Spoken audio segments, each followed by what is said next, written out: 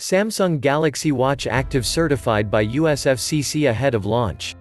Two new Galaxy Watch Active models from Samsung have been certified by the U.S. Federal Communications Commission (FCC), revealing several key details.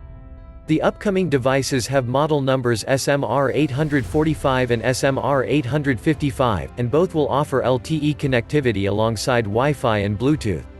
While the former comes with a 45mm case made out of stainless steel, details about the latter are a bit more fuzzy.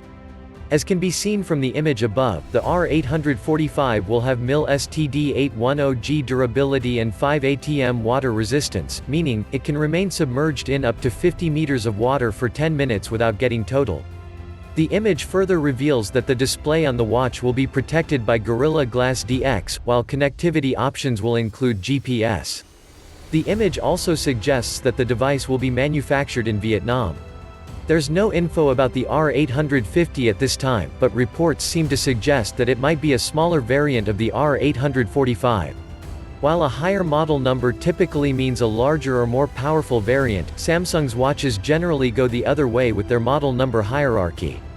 As pointed out by Droid Life, the larger 44mm Galaxy Watch Active 2 from last year has the model number R820, while the smaller 40mm model is R830. It will be interesting to see when Samsung finally announces its next-gen Galaxy Watch Active lineup, but one would suspect that it would be sooner rather than later. The company, last year, unveiled the Watch Active 2 just days after it showed up on the FCC website. However, it's tough to say whether a similar ETA will apply this year amidst the pandemic, but we'll hopefully get some news in the coming days.